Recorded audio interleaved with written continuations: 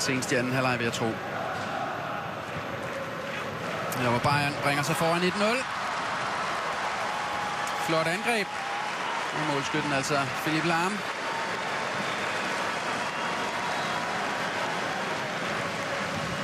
På vej til at vinde endnu en træningskamp. Bayern, der altså ikke har... Ja, eller som har vundet alle træningskampe indtil videre. Det er også meget begrænset, hvor stærk modstanden har været i flere af dem. Men lækkert indlæg. Det er sådan set bare at sætte indersiden på den, og så får han lige en tunnel med. Johannes Brinkis kan ikke gøre noget ved den.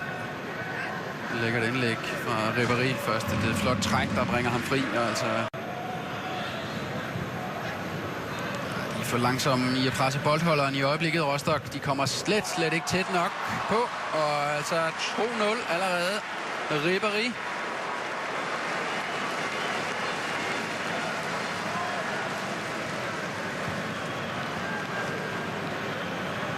Så engang, hvordan de forsømmer at få sat boldholderen under pres, så er det altså fornemt at spille sig til friskud.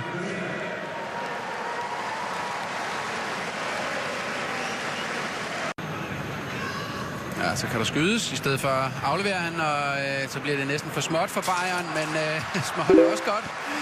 Thomas Müller, jamen der dukkede han altså op i den her anden halvleg, og intelligent vendt rundt, og den kan han altså ikke nå op til Jørgen, selvom han er 1,86 i Rostock-målet. Smuk mål af Bayern. Han scorer! Nej, han skal ikke, men det er godt nok tæt på, at han scorer.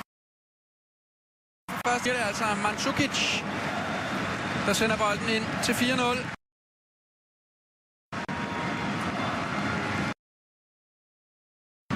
Så kan han da blive noteret for en assist. Robben, der altså giver den til Pierre-Emil Højbjerg. Det er altså stort ansvar, han allerede får nu for at sparke på mål i sådan en frisparkssituation her. Ud af hele kavaleriet havde jeg ikke forestillet mig, at det var Højbjerg, der skulle få lov at sparke på kassen, men